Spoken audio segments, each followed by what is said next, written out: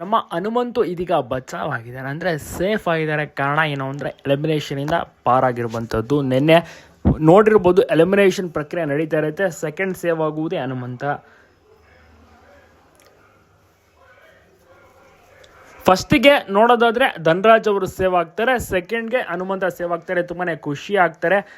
ಕಿಚ್ಚ ಸುದೀಪ್ ಅವರು ಚಪ್ಪಾಳೆಯನ್ನು ತಡ್ತಾರೆ, ಮೆಚ್ಚುಗೆನ ವ್ಯಕ್ತಪಡಿಸ್ತಾರೆ. ಯಾರು ಕೂಡ ನಿರೀಕ್ಷೆ ಮಾಡಿರಲಿಲ್ಲ ಹನುಮಂತ ಏನಾದರೂ ಡೇಂಜರ್ ಝೋನ್ಗೆ ಈ ವಾರ ಬಂದ್ಬಿಡ್ತಾರೆ ಅಂತ ತುಂಬ ಜನ ತುಂಬಾ ಭಯದಲ್ಲಿದ್ದರು. ಯಾಕೆಂದರೆ ಹನುಮಂತನಿಗೆ ಕಳಪೆ ಸಿಕ್ಕಿತ್ತು, ಜೈಲ್ಗೆ ಹೋಗಿ ಬಂದಿದ್ದ.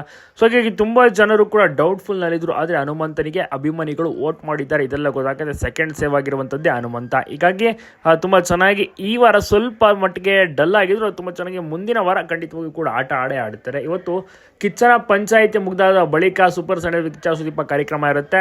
ಇವತ್ತು ಏನು ಮಾಡ್ತಾರೆ ಅಂದರೆ ಎಲಿಮಿನೇಷನ್, ಯಾರು ಬಿಗ್ ಬಾಸ್ ಮನೆಯಿಂದ ಆಚೆ ಹೋಗ್ತಾರೋ ಒಬ್ಬ ಸ್ಪರ್ಧಿ ಅವರು ಗೊತ್ತಾಗುತ್ತೆ ಯಾರು ಹೋಗ್ತಾರೆ ಅಂತ. ಹನುಮಂತ ಸೇಫ್ ಆಗಿದ್ದು ಒಂದು ನಿಟ್ಟುಸಿರು ಬಿಟ್ಟಿದ್ದಾರೆ. ಹನುಮಂತನಿಗೂ ಕೂಡ ಫುಲ್ ಟೆನ್ಷನ್ ಇತ್ತು, ಮತ್ತು ಇನ್ನೊಂದು ಅವಕಾಶಗಳಿಗಾಗಿ ಕಾಯ್ತಾರೆ. ಸೊ ಹೀಗಾಗಿ ಧನ್ಯವಾದಗಳನ್ನು ತಿಳಿಸ್ತಾರೆ. ನೆಕ್ಸ್ಟ್ ವಾರದಿಂದ ತುಂಬ ಚೆನ್ನಾಗಿ ಆಟ ಆಡ್ತೀನಿ ಅನ್ನುವಂಥ ಮಾತನ್ನ ಹನುಮಂತ ಅವರು ಭರವಸೆನ ಕೊಟ್ಟಿದ್ದಾರೆ. ನಿಮಗೂ ಕೂಡ ಹನುಮಂತ ಇಷ್ಟನ, ನೀವು ಕೂಡ ಸಪೋರ್ಟ್ ಮಾಡ್ತೀರಾ, ನೋಡ್ತಾ ಇದ್ದೀರಾ. ಸೊ ನಿನ್ನೆ ಕಿಚ್ಚನ ಪಂಚಾಯಿತಿಯಲ್ಲಿ ತುಂಬ ಚೆನ್ನಾಗಿ ಪಂಚಾಯಿತಿ ಕೂಡ ನಡೀತು. ಸುದೀಪ್ ಸರ್ ಅವರು ಧನರಾಜ್ ಮತ್ತು ಹನುಮಂತ ಇಬ್ಬರನ್ನ ನಿನ್ನೆ ಸಂಚಿಕೆಯಲ್ಲಿ ಸೇವ್ ಮಾಡ್ತಾರೆ.